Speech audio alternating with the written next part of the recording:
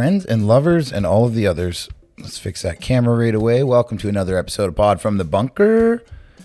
All my socials are here. If you're watching on Twitch, thank you for being here today. This is being recorded for YouTube. And if you're watching on YouTube, my Twitch handle just came up below me. All my handles are coming up below me.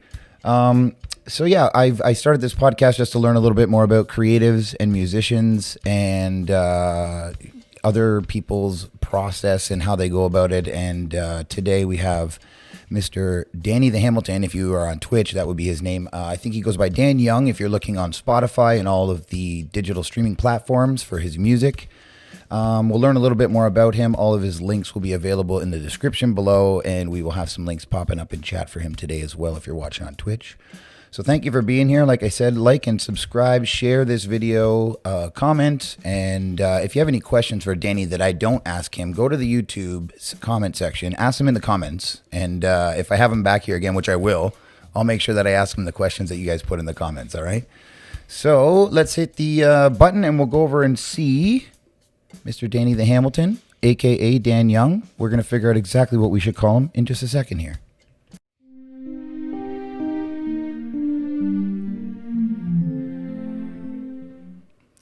Bada bing, bada boom. There you are, Dan. Hello. I have your name as Dan Young currently on my OBS screen for our... Yeah, Dan Young's good. It's all going to be Dan Young eventually. I have to change the Twitch handle and stuff, but across all platforms, Dan right Young. On. So you're doing like a little... Oh,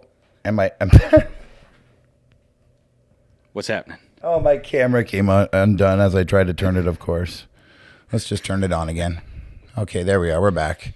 I was trying to center it out. Hang on, let me fix this stupid thing. Touching a camera mid-stream. That takes a level of cojones that I don't have. Yeah, I know. It's not lined up for the various different scenes, so here we are. But thanks for joining us today, Dan. And I met you via Twitch, and you're a great songwriter. I had you over here to perform during the pandemic, and you actually absolutely inspired me to start writing again, dude. I have to thank you for that before we start anything. Oh, man. Thank you. I was just unbelievably blown away by your skills and talents. I don't know what to call them, but you're tremendous, dude. And I can't wait to have you play a couple songs for us today. But I think the most important. I really appreciate that. That means a lot to me. And I want to mention much the same about you. I love a lot of your tunes. Thanks, man. So thank you. I also wanted to mention that I wore this shirt on purpose because I knew you would be wearing your Denim Dan shirt. So you nailed it. It was kind of a bit of I was like throwing it out there. It's a little bit of a joke, but.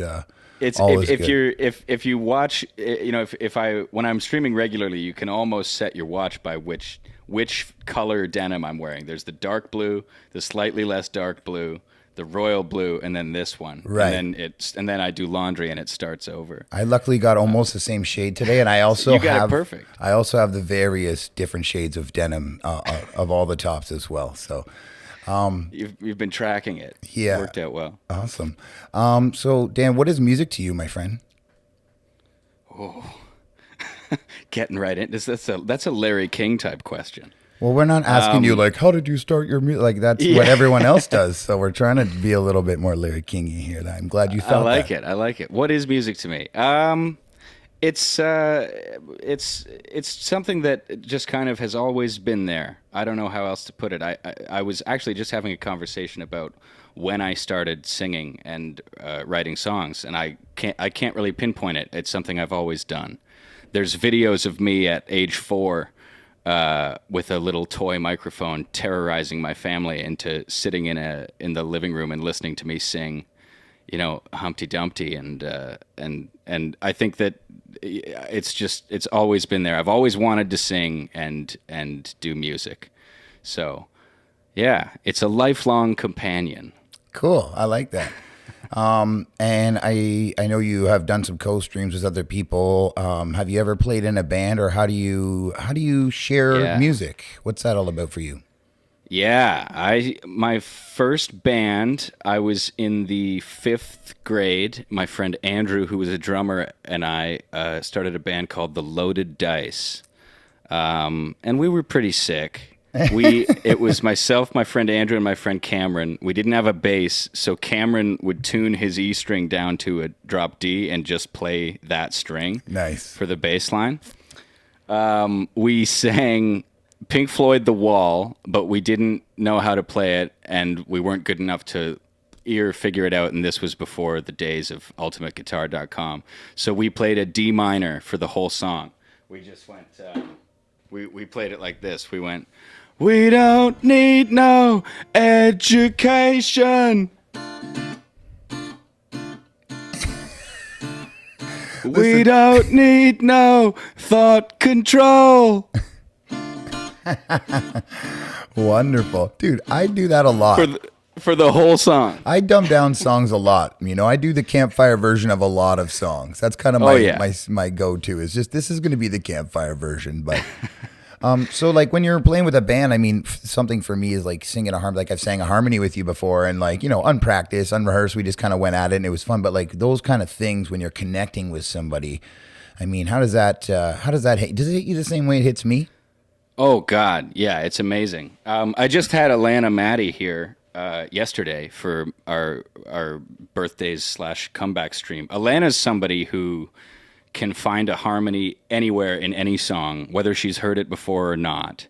It's really quite infuriating how talented she is at that. And that's like, it's an experience all singers should have, is singing with someone like Alana, because you just sing and she just makes you sound so much better. She's just off to the side, elevating everything you're doing with these alternate melodies and things. It's fantastic.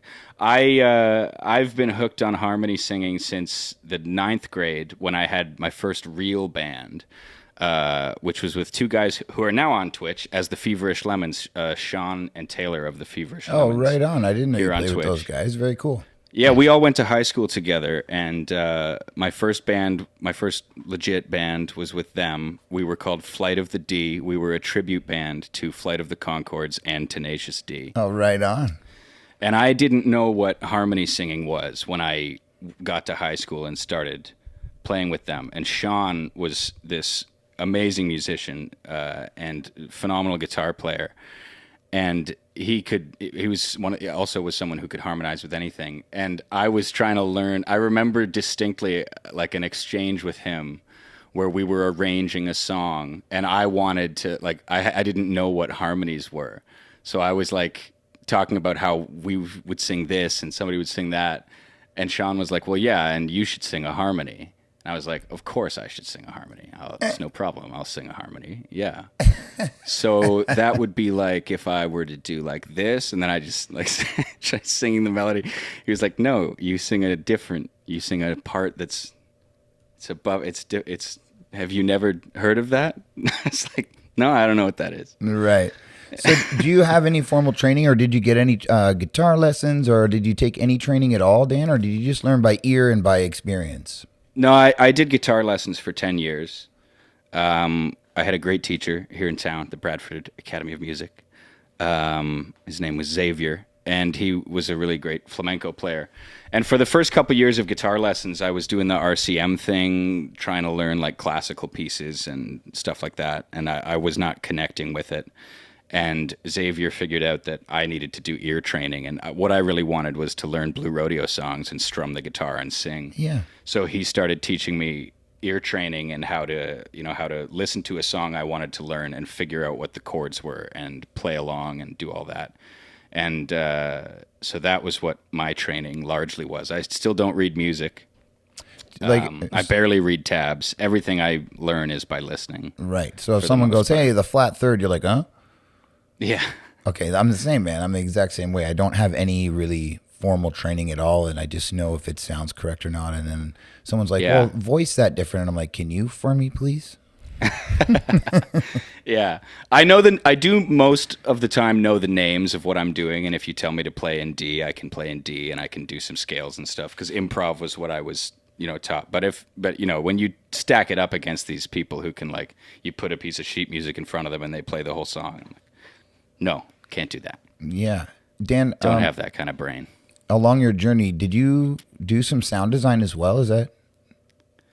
I'm pretty inept in the tech part of it, in the sound design part. I went to film school. Okay. And I had classes there where we learned about sound design and where we had to do sound design assignments and work in Pro Tools and stuff like that, which I really enjoyed. But I'm not particularly adept at it. I tried when I was doing the Twitch thing last year for real, and there was suddenly, people who wanted me to record the songs I was playing on Twitch. I tried to do it myself, and I exhausted myself for about 4 months trying to record things before I said, I'm going to hire someone. And I think that it's an art form entirely its own, and it's not a skill that I've fully developed at the moment. When you're bringing someone in to help you with that, how do you convey what you want out of the song? This is a big question I ask everybody because I've struggled with this almost my whole career, is finding a producer, somebody who actually can like paint the picture that I envision in my head when I have my guitar in my hands. Yeah. I worked with Austin Williams, also known as the Slow Drag here on Twitch. He hasn't been streaming for a while, but he was a big part of my sort of Twitch journey, a very big supporter of mine during the early part and the whole part, really. And he reached out to me about some of the songs that I was playing on the stream and asked if I would be interested in working on them with him. And so we did it remotely. He's in Nashville. So I would record parts and send them to him, and he would record parts and send them back. And when that was a huge part of what made, I think, those records work so well for me, was that we would have long conversations about what the song is and what I wanted it to be. And we would listen, we would sit on a phone call and we would play songs to each other. We would play records to each other. Right. And I'd say, I love the chorus of this. I love the way the production feels here. I don't know how to articulate what it is that I like about it, but this chorus has a feeling that I want to capture in the thing. And then he would say, oh yeah, that reminds me of this. And he'd play something. And we would do that for a really long time for each of the songs. And I think that was something Austin insisted that we do. And I think that it's exactly what you need in order to, what you're talking about, to convey to someone what's in your head when you wrote the song. That's absolutely brilliant. Yeah, because a lot of the time there's not one single reference for a song. When I've written something, it's like, sometimes I'm writing a song and I'm going, okay, I'm gonna, as an exercise, I've heard a song that I like, and I'm going to write that song. I'm going to write a song just like that. And then that makes it very simple. But other times, with something like This Old Drawer, which we can talk about in more specific, I don't know, that's one of the songs that's out on Spotify. I didn't have any one particular song in mind when I was writing it. And so for me to explain to him what I wanted, I had to first figure out what my actual reference points were for it. Because the demo I did didn't really sound like anything in particular. And then he was phenomenal at kind of drawing that out of me. And what we ended up with is exactly what I imagined. And I credit Austin with that. Right. That's brilliant, man. And I really like that because, like I said, it's very difficult. And what I've done before is I've made a note or made a Spotify list of 12 songs. And I'm like, they all need to fall within this paradigm sort of thing, this sonic realm, if you will. Yeah. And it's very hard, man. It's hard to, and then you have to, sometimes you get you're hiring different players. I know you play multiple instruments. That's great. And so does Austin. But you're getting other instrumentalists coming in to play, maybe a horn section or something, and you're also trying to get a certain vibe out of it. So you're bringing all these people into your piece of artwork, and it's super hard to make sure that everything is where you need it to be. So you're happy with everything. Oh yeah, it's funny. So speaking of that, we had Numb the Geek play fiddle on the songs that we did as well. Yeah, Numb the Geek, another streamer. You guys should go check out. Played the violin and the mandolin on a bunch of the songs that we did.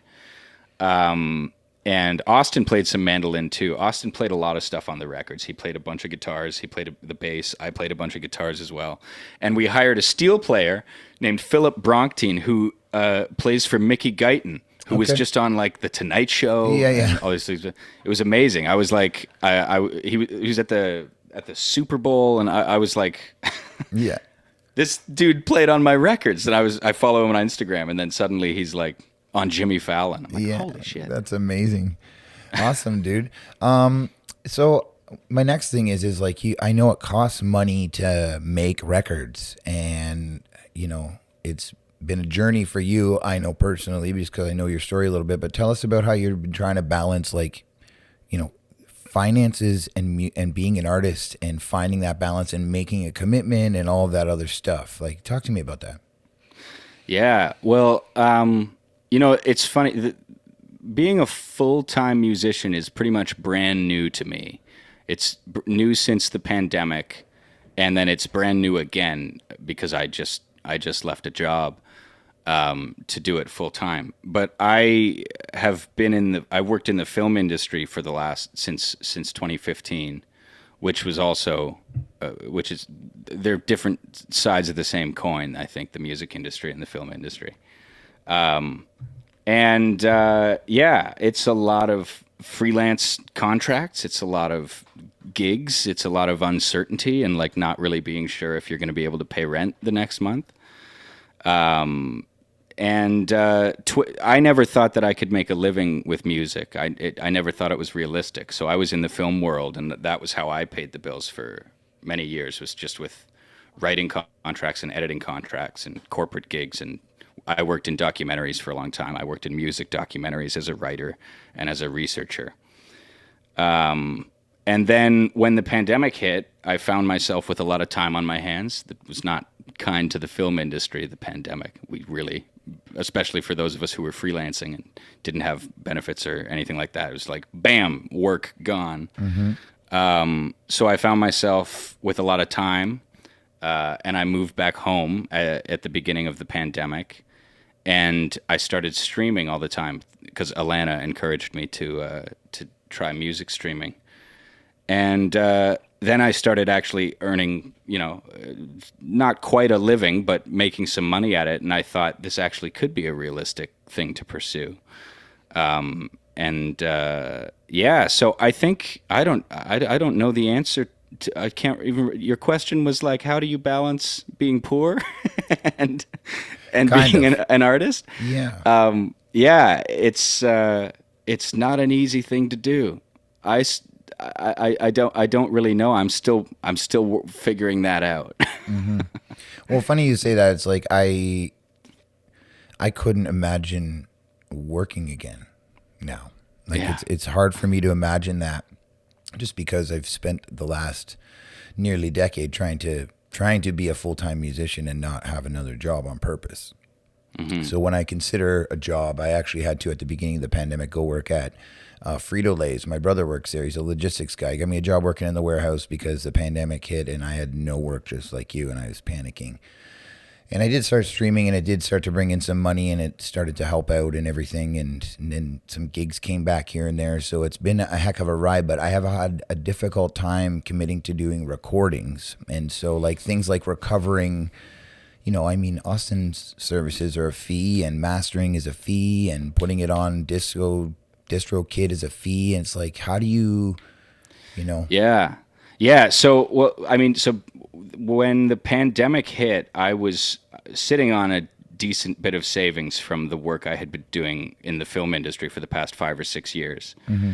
And I had been planning to move to LA. I was thinking so that was like March, and I was thinking that summer of 2020 that I would move to LA and try to make it as a comedy writer, because that was where the scene was. So then when the pandemic happened, and it became clear in that summer that there was kind of no end in sight, I thought it would be silly to keep my apartment in Toronto and burn through my savings paying rent when I can't work in Toronto, and I also can't move like I had planned to. Mm-hmm. So I moved in with my brother first, because he had just got a puppy, and he and his fiance had just got this dog, and I went to visit them, and then I just didn't leave. I just stayed there because I loved the dog so much. I was like, I'm just not going to leave. And we had a great time.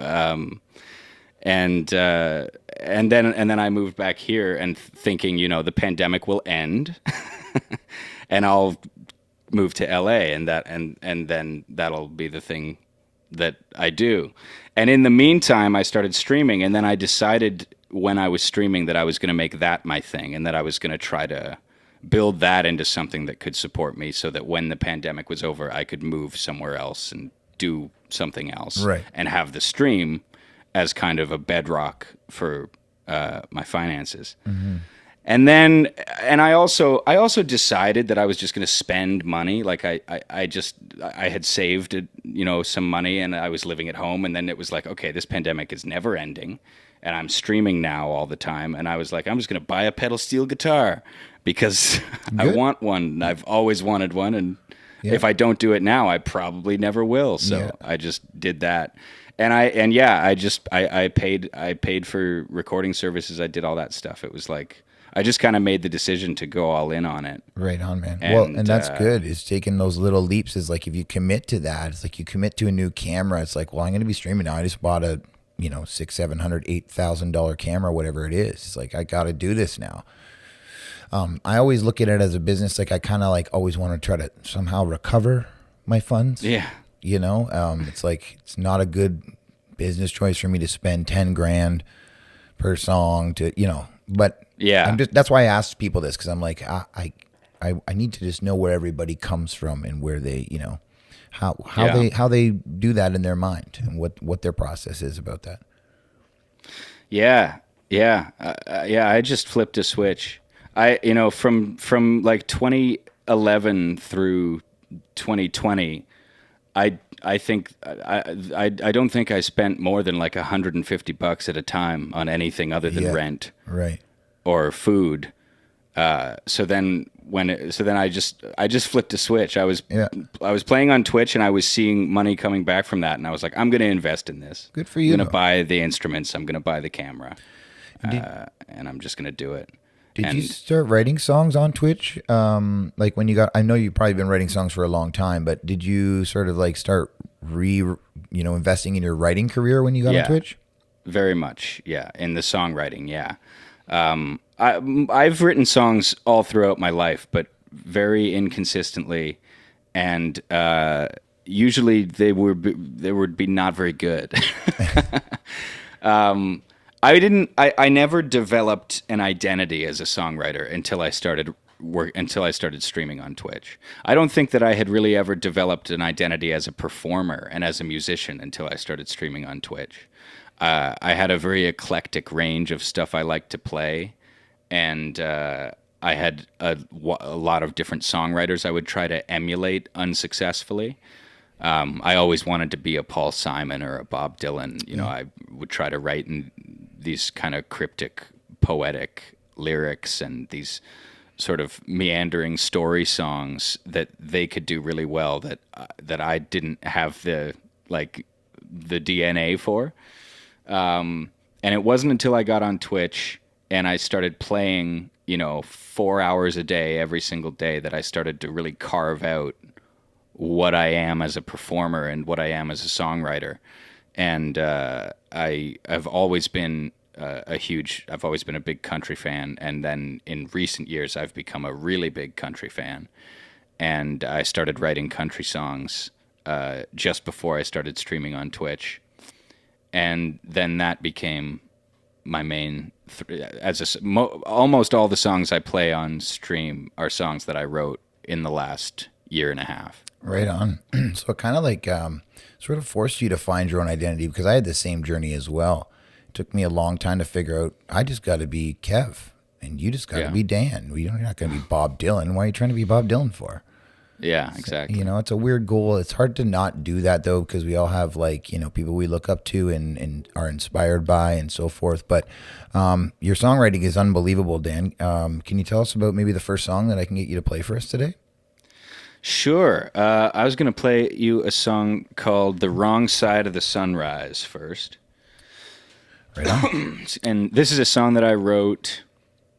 It would have been probably October of 2020. It was about a month and a half into my streaming, and I was writing a lot.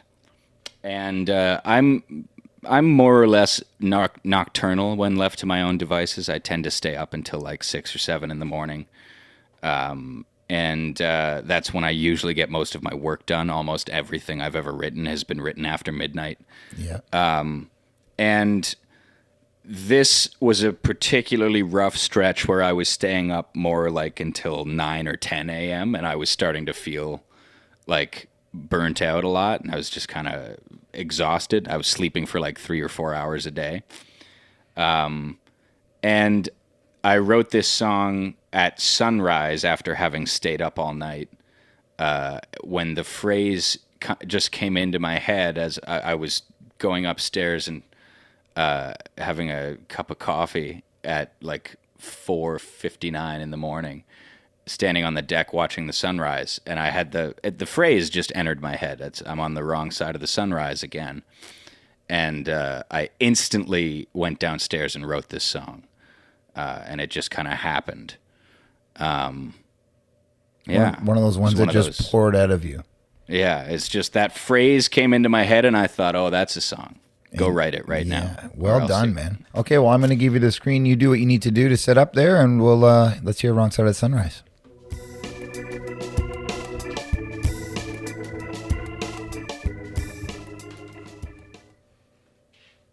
Dan, the stage is yours whenever you're ready, my man. Take your time. I'm going to mute myself so nobody can hear me, and they can just hear you, sir. I'm just going to do some physical comedy with my headphone cord. Awesome. You can hear that guitar, yes?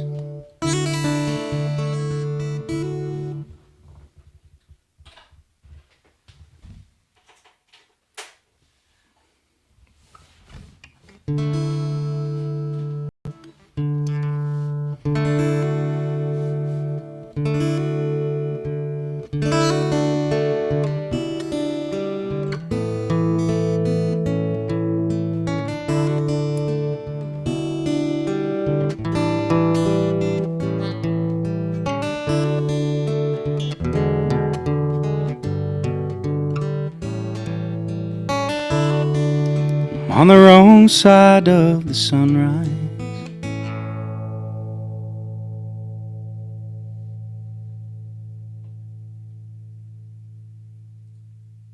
we're just gonna turn the reverb back on.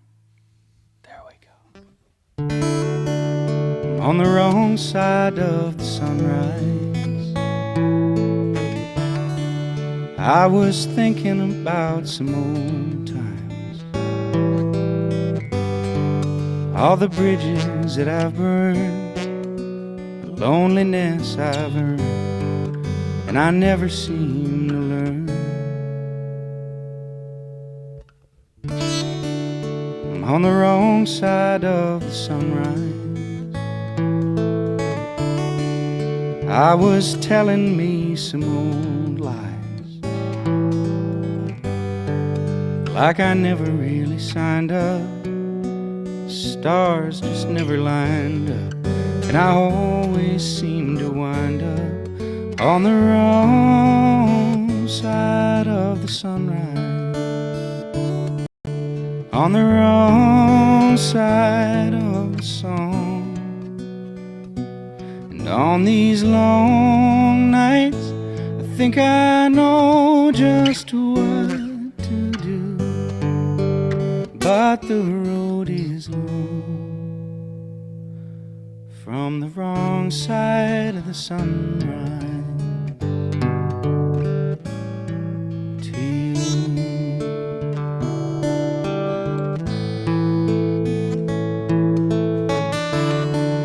On the wrong side of the country, and I used to be so just living day to day here, can barely make my way here, and I don't know why I stay here on the wrong side of the country.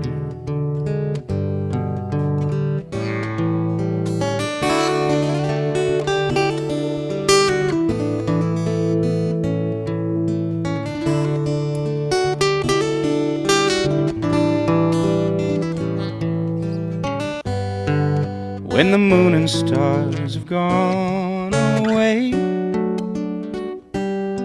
and I'm all that's left of yesterday, when that pink and yellow morning breaks walks on through. Oh, I wish I was on the wrong side of the sunrise, on the wrong side of the song. And on these long nights, I think I know just what to do, but the road is long from the wrong side of the sunrise, from the wrong side of the sunrise, from the wrong side of the sunrise.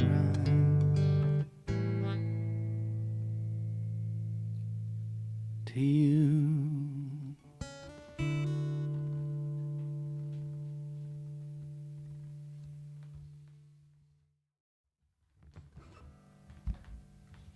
Dan, absolutely gorgeous. Man, you are like you should quit your jobs. I know you can't hear me right now because you're switching things back over. I can hear you. Okay, I was just saying you should quit your jobs, man. You are literally too good to be working some other job. That is like some beautiful, like as a songwriter, I'm just like flabbergasted to that. Like, holy cow, dude. I hate to gush, but you're so good, man. I just, Thank you. You got to understand that. And like, man, unbelievable stuff. You're going to bring me to tears here, man. I'm so, what sparks you? Like, I know what sparked that one, but like, do you force yourself to write or you just wait for that moment to come like that? Or how does that normally work for your creativity and in your songwriting? I try to force myself to write a decent amount. I don't always succeed at doing that. A lot of the time, you sit down to, I will, like, all throughout my life, I will be writing down or humming into my phone or singing little. It usually starts with a title. That's something, a turn of phrase or something that I hear someone say or something that pops into my head. And then I'll sing the title into my phone. And then eventually I will sit down with it and try to turn it into a song. That's usually how I write things. Now and then, lightning strikes and you just go, oh yeah, there's a song, and you just have one. Yeah. That was one of those. Oh, it's a blessing, and it was beautiful, man. But yeah, I depend a lot on craft. I depend a lot on like structure. I think that it really helps me to have a blueprint, to have an idea of where I want to end up when I start writing. Mm-hmm. To have mulled over a thing where I go, okay, that's the chorus, and then I think for a while and I go, I want it to be kind of like this song meets this song or something like that. And then when I sit down and write it, it goes a lot easier for me. If I'm trying to force something, if you're saying I got to put in my however many hours today of writing, which is a really good thing to do. But a lot of the time, you just sit there for 3 hours and you don't end up with anything at the end. Yeah. But it's very worthwhile to have done it, and I have not really had the discipline to do that every day. But I'm working on it. Do you write with pen to paper when you're writing songs? No. You type it? Yeah, I type it. I have my computer there. I'm just curious. I haven't written anything longhand since I was forced to in school. My handwriting is like, you would think, like, all indications are that I'm a psychopathic serial killer from my or a doctor handwriting. Yeah, you write prescriptions and no one can read them ever. It's like, it's embarrassing. It looks like a toddler. That's okay. I was just curious because, and so do you ever write backwards? Like, I know that some of your songs end on a key phrase of sorts that is, this old drawer, this old title, almost ends on the title sometimes, like a country song should. Do you write backwards from that key phrase? Oh, yeah. Okay. From a moment, a lot of the time. I'll write backwards from a moment. Okay. This old drawer, there's a bit in this old drawer that leads into the bridge that goes, I should have opened this old drawer. That was the moment that I wrote the whole song to support. Right. It was like, You should have opened this old drawer. Yeah. This old drawer. That was all I had when I started that song. Yeah. Very cool, Just man. that moment, and then it was like, okay, how do I get to that? Right. That's the key, right? How do you get to that point? And then you're working backwards rhymes and you're working backwards lyrics to try to build, to walk up the stairs. You have to walk down them backwards, sort of thing. Yeah, exactly. Interesting. Have you ever done any co-writes with anybody? Yeah, I've written songs with people. Like in high school, I wrote songs with people. And I'm trying to I'm trying to build that into some stuff I do now. There's a guy named Zane who I've written a bunch of songs with. I don't know what technically the relation is to me. He's my step cousin's husband. Okay. That works for me. He's a guy I know through my family. Yeah. And he's a phenomenal guitar player. Really, really outstanding country guitar player. Like off the charts, James Burton type stuff. He can really, really play. And he introduced me to a lot of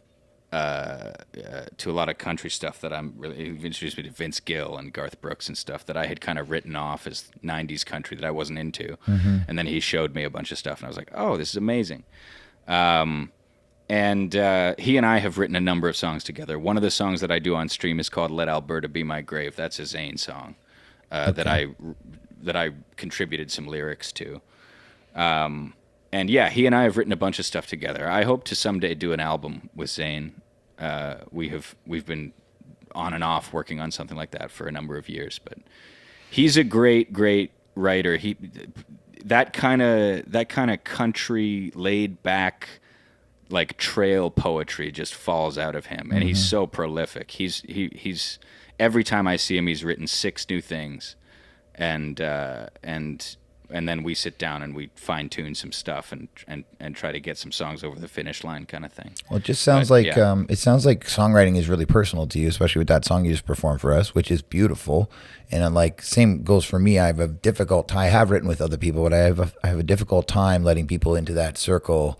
You know, when I'm writing a song, it's like, hey, we're doing some journal stuff here, and I need to know that you're not going to judge me. It's a weird thing. I know you don't need to have it, but I find that, did you find the same, or? Oh, yeah, definitely. Yeah. I've only had one real significant songwriting partnership. Right. And that's with Zane. And well, that's why I'm curious if you and I tried to sit down and write a song, how that would go, because we might both be like in our shells and in a weird way and not, but like it also might be awesome. You know, I'm just curious. It's interesting the way that it can be personal, man, and it seems like it is to you. So I think that's why I resonate so much, man. Like I could tell it's real. There's no fluff going on in there, man. That's some cool shit. So thank you, man. Yeah. I appreciate that. Yeah, dude. Yeah, it definitely helps. It helps when it's real, and usually it ends up being real, even involuntarily. Like if you start from a place of, I've had ideas for songs that have nothing to do with me, that are totally based on a phrase or a feeling or something. But by the time the song is finished, I've gotten in there. Oh, your prints are all over it. Yeah. Something's in some experiences. At some point you're writing and you go, oh yeah, well, I'm going to relate this to.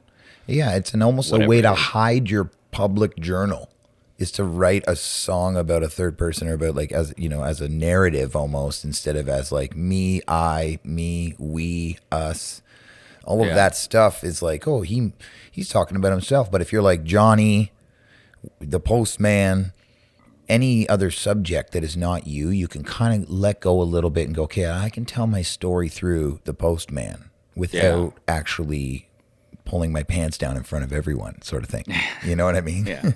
Yeah, it's true. Fascinating. Have you ever written anything characterized like that? Oh yeah, that was everything I used to write was fiction? Was totally fiction. Yeah, I used to do that to the extreme. I would, there's a song of mine that's up on YouTube called "The Ballad of Willy Brown." It's like it's like an 8-minute song, and it's like all this story. It's like a long story about a guy who kills his wife, and then the sheriff comes after him, and all. It's like a Stagger Lee story. Right. But I would write mainly stuff that was totally fictionalized. I hadn't figured out how to access the part of me that you could deposit in a song. I would just gloss everything over with complete fiction so that it was unrecognizable by the time I was singing it, which is a lot of the reason that I think that most of my songwriting pre-Twitch was not really up to par. Not very good. Well, do you think that Twitch, because you have a community there of loving and caring and beautiful people, do you think that allowed you to almost open your shell and write a little bit more personally? Is that why we're getting to the place we are? Can I thank Twitch for your amazing songs? I think so. I think definitely to a certain. I mean, I never would. I think that the other thing, I just never would have bothered. I never would have bothered to try to learn how to do it better. Oh, thank you, Twitch. You know, it really forced me to. Like, you can sit in your room and write songs all day long, and they can be very precious to you, and then never share them, and then they're really safe. But then what Twitch forced me to do was, like, when I'd put a song up on Twitch, an original song, it would be requested every stream. Like, every single stream. So there's particularly 330, who I can't see the chat. I don't know who's here, but 330 is a amazing Twitch community member and a huge supporter of mine, who used to, like, make it his mission to make sure that every single stream I played all my original songs. That's lovely. So I'd put something up, and then I'd find myself playing it every day. And that's a great way to figure out if you've written a good song or not. Because if on the third day that comes up in the list and you go, oh, shit, I have to play this song again. And all the people in here are going to hear it, and maybe that's going to be their first impression of me is this song, and I think this song is not really as good as that song. It really forces you to decide, like, what's good enough to be, what do I want to represent me as an artist? Right. And I had never done that before with the music I had written. And what I found was I didn't have anything that I wanted to represent me. And so I started writing new stuff. Awesome. And that was where my whole body of work as a songwriter that I consider to be me is, all of it's in the last 2 years. Dude, for Twitch. Yeah, that's amazing, man. That's such a crazy cool story, dude. I love it. You want to share another tune with us, my man? I don't like to, Sure. like, this is going to go over an hour today, and I just don't like to take them for too long. So you have another song? What's it called? What's it about? Let us know a little bit more here.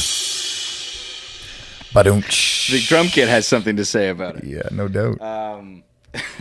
This is called This Old Town. Okay. And this is one that I wrote. I'm gonna try to involve some. I wanted to play this one because I involved some other instruments. It seems like if I'm gonna sit here with a pedal steel behind me for the whole conversation and not play the pedal steel, it's like the ultimate violation of Chekhov's gun. Okay. So I thought I'd better do this song so that I can get some steel in. Okay, Dan, I'm going to give you the full screen, man. You can take it away when you're ready and all set up. All right.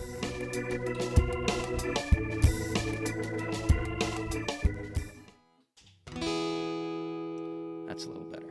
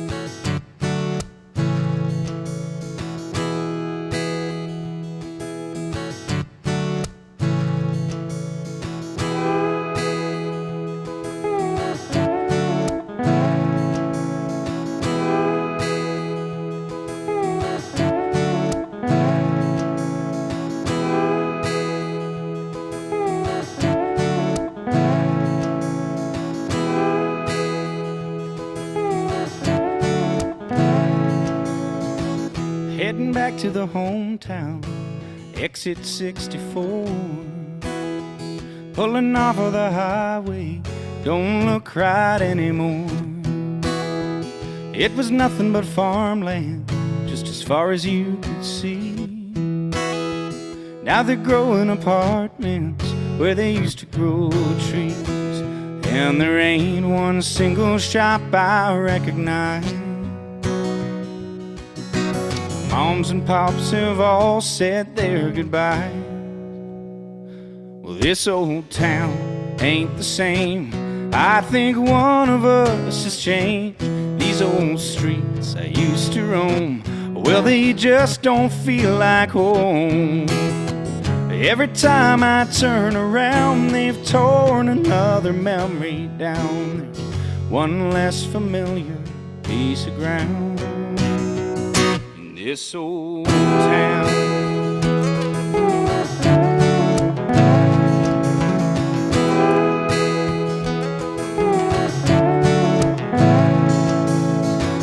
There's another new suburb, I guess the last one's filling up. Right on top of the ice rink where I once raised the cub. And all my brothers came to watch on Friday night. We were a million miles away from city lights. Well, this old town ain't the same. I think one of us has changed. These old streets I used to roam, well, they just don't feel like home.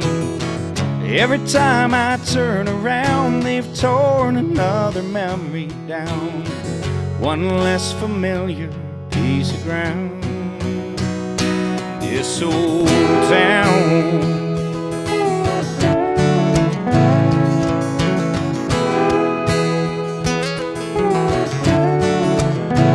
I remember friendly faces and wide open spaces.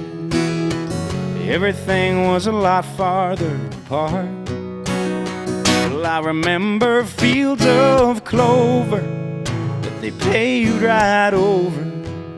I never thought this place would break my heart. But this old town ain't the same. I think one of us has changed. These old streets I used to roam, well, they just don't feel like home. Every time I turn around, they've torn another memory down. One less familiar piece of ground. This old town. This old town.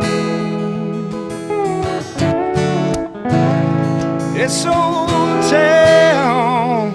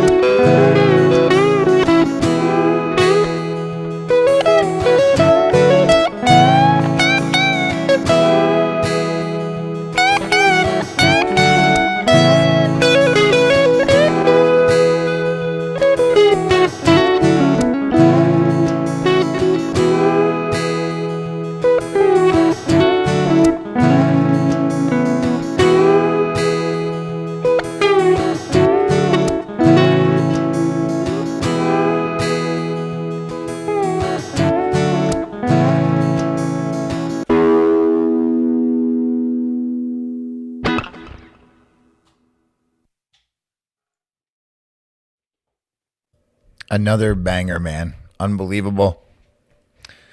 The dude of all dudes. If you guys want to check out any of Danny's songs, you can check out the links in the description of the YouTube video, and or you can check out the command guest. It will work for you as well if you just type command guest into chat there. Dan, another amazing one, dude, and great jamming with it too. Thank you. Yeah. Yeah. Can you- Yeah. I'm looking forward to playing together again. Played some great, some Alan Jackson. Yeah, crank your audio up just a little bit again for me. Oh, yeah, that's right. Thank you so much. There we go. Awesome. Tell me about that guitar you picked up at the end there. Oh, yeah. So this is, my dad and I built this guitar. Beautiful. Unbelievable. Can you tell us a little bit about it? Last year, yeah. So I've always wanted a Telecaster thin line with the semi-hollow body with the F-hole, 1969 thin line Telecaster. Hell yeah. So have I. Yeah. I love the pick guard on these. I love the design. It's my favorite looking guitar. I've wanted one for a long time. And last year, I was at home with my dad. My dad is like one of these guys who can make anything. He built the cottage up north. He built all the tables in this house. Like anything that needs to be made, he can make stuff. Very cool. So I started watching a lot of YouTube videos about guitar building, and I was going, oh yeah, we have one of those, and we have that tool, and we could probably try this. So yeah, we watched a lot of YouTube. We read some stuff online, and then we just went for it. And it took us, a lot of it was waiting for parts because it was the pandemic, and there's some weird stuff that you have to order from like niche websites in the States. It took months for them to arrive. Right. But at the neck I took off of an old imitation Telecaster, G&L Telecaster that I bought in the 10th grade. Nice. And stuck it on, and the body is a maple tree that fell across our driveway. So that cool. we built it, that we glued into. It's 4 pieces along the back, and it's 5 pieces along the top. And you can kind of see the line there. Wow.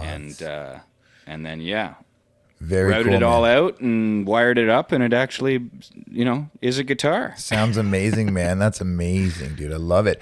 Dan, if you were to go, knock my mic. If you were to go on tour with 2 other artists, dead or alive, actually pick one dead and one alive, who would they be? If you're setting up a cross North America tour, who are the 2? One dead, one alive. Who are going on tour with you? It's actually really easy for me. It's Graham Parsons and Emmylou Harris. Okay. Well, I would have just joined their tour when they were touring in like '73 with that album GP and Return of the Grievous Angel, and they were playing with James Burton and Glenn.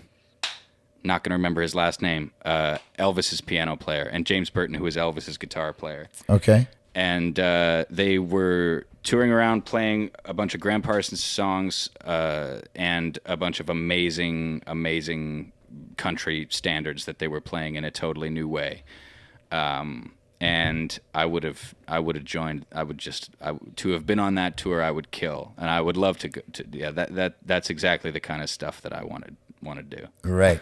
Yeah. None of this, like you just want to sit on a stool with a guitar and tell some stories and play some songs. None of this like flashy, flames and pyrotechnics and dancing clowns and stuff like that. Or what's your idea? Not so much with the. I mean, look, I love Meatloaf. I wouldn't mind some exploding flash caps and stuff. Yeah. And I like the idea of a big production, but I love the idea of just like an incredibly solid band. Like an awesome steel player, fiddle and piano, and you could just play anything with a group like that. Yeah, absolutely. What's your dream venue to play at? Oh, it's pretty basic for a Toronto person, but it's got to be Massey Hall. Yeah, it is for me too.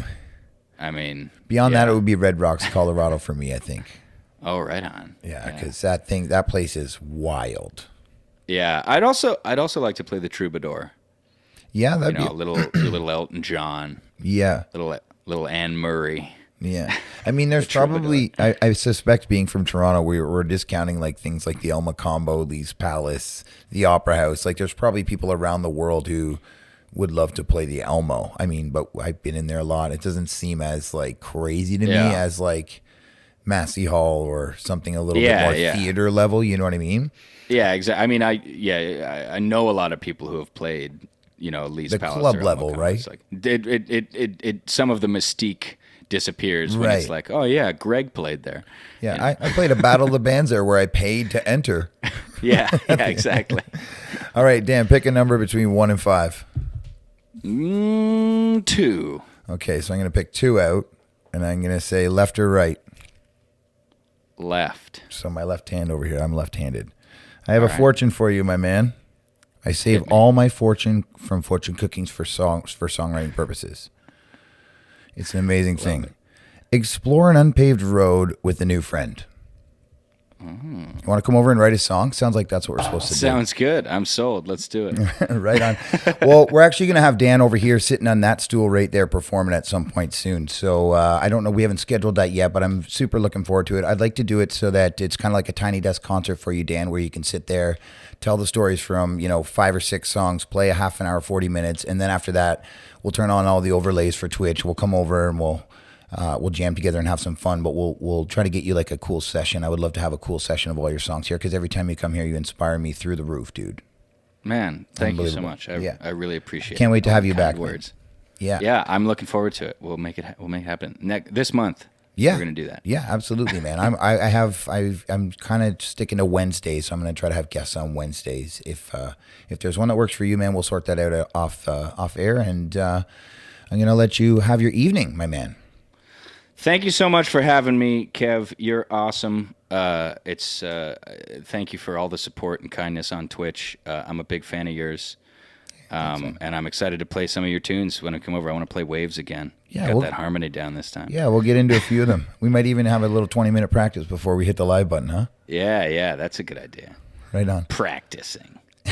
Practice. That's like the Allen Iverson interview. You talk about practice? All right, Dan. Well, Ridiculous. I'm gonna let you go, but thank you very much for everything, man. And all the links for Dan's stuff will be below and or in the chat if you use Command Guest. If you're watching on YouTube, you can watch these interviews live on Twitch. So come on over and join us. Dan's Twitch is actually not on screen right now, but it is Danny the Hamilton. If you look on all the DSPs, it is Dan Young. And Dan, thanks again, man. Have a great night, and I look forward to chatting with you soon. My pleasure. Take care, man. Take care. All right. And then I go to this and press this button. Bye. All right, everyone. I'm going to turn this camera a little bit so I'm back centered again. Whew. Another episode, I see. Let's turn on a little background beat. All right. So if you're watching on Twitch, thank you for joining us. Yeah, we're going to have a lot of Twitch artists come and join us here and play in the bunker. We're going to have other Toronto artists, mostly people who can come and travel here. That will be another whole section of what I do here on this channel. And if you're watching on Twitch, make sure you go over and check out the YouTube. If you're watching on YouTube, you can like and subscribe. All of my socials are popping up right here. And comment on the video if you have any questions for Danny. All the links are in the YouTube description below. And you guys are the best. Until I do this next time, please keep it between the mustard and the mayonnaise. And we have many more great artists coming up soon. So make sure you stick with us. Subscribe, follow, do all that stuff. I appreciate you guys. I love all you guys. I'm going to hand it over to my moderators on Twitch right now who are probably going to pick another musician to raid. So thank you for being here today.